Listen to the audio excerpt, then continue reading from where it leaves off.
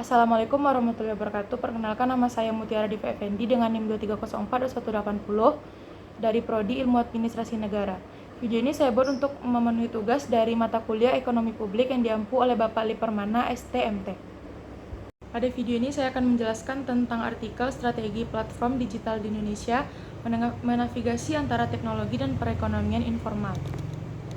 Poin pertama itu pendahuluan.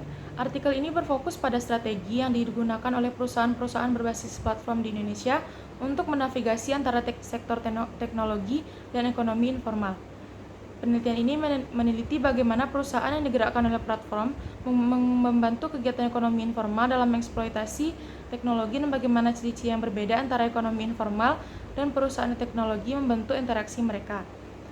Studi ini juga mengidentifikasi 4 jenis interaksi antara perusahaan yang digerakkan oleh platform dan ekonomi informal, antaranya standarisasi layanan, reorganisasi komunitas yang ada, penciptaan persamaan karyawan, dan kolaborasi berbasis alat.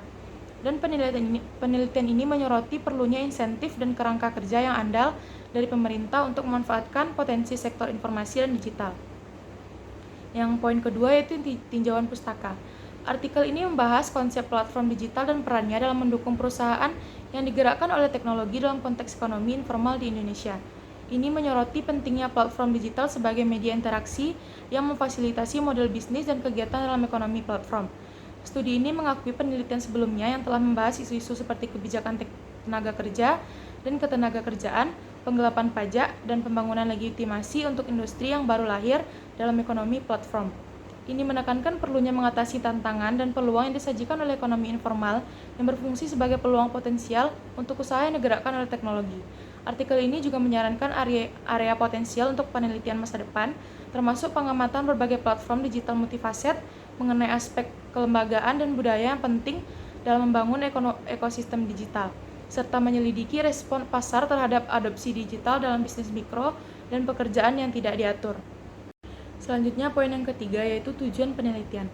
Tujuan penelitian ini yang pertama adalah untuk memeriksa bagaimana perusahaan berbasis platform membantu kegiatan ekonomi informal dalam mengeksploitasi teknologi dan bagaimana ciri-ciri yang berbeda antara ekonomi informal dan perusahaan teknologi membentuk interaksi mereka. Yang kedua itu untuk menjelaskan pendekatan praktis untuk usaha berbasis platform dalam menyandingkan tradisionalitas dengan modernitas dan untuk memberikan wawasan bagi pemerintah untuk mengatur insentif dan kerangka kerja yang andal untuk memanfaatkan sektor informasi informal dan digital. Poin yang keempat yaitu hasil. Hasil dari penelitian ini adalah studi ini meneliti bagaimana perusahaan yang digerakkan oleh platform membantu kegiatan ekonomi informal dalam mengeksploitasi teknologi dan mengidentifikasi 4 jenis interaksi, antaranya standarisasi layanan, reorganisasi komunitas yang ada, kreasi bersama non-karyawan, dan kolaborasi berbasis alat. Hasil yang kedua itu interaksi tidak selalu eksklusif dapat terjalin tergantung pada setiap tahap perkembangan yang unik. Hasil yang ketiga itu penelitian ini berfokus pada pasar Indonesia yang memberikan wawasan tentang pendekatan praktis untuk usaha berbasis platform dan menyandingkan tradisionalitas dengan modernitas. Dan hasil yang berikutnya yaitu penelitian ini menyarankan area potensial untuk penelitian masa depan, termasuk mengamati berbagai platform digital multifaset mengenai aspek kelembagaan dan budaya yang penting dalam membangun ekosistem digital dan menyelidiki tanggapan pasar terhadap adopsi digital dalam bisnis mikro dan pekerjaan yang tidak diatur.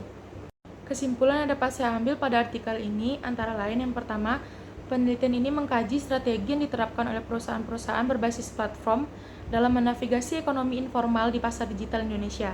Yang kedua, 4 jenis interaksi antara perusahaan yang digerakkan oleh platform dan ekonomi informal diidentifikasi, standarisasi layanan, reorganisasi komunitas yang ada, penciptaan bersama non-karyawan, dan kolaborasi berbasis alat. Dan interaksi ini tidak eksklusif dan dapat terjalin tergantung pada tahap perkembangan yang unik. Dan yang terakhir, penulis juga merekomendasikan untuk mengeksplorasi bagaimana kepercayaan masyarakat dan nilai-nilai sosial yang merupakan faktor penting dalam ekonomi informal dapat mendorong digitalisasi lebih lanjut. Baik, sekian materi yang dapat saya sampaikan. Assalamualaikum warahmatullahi wabarakatuh.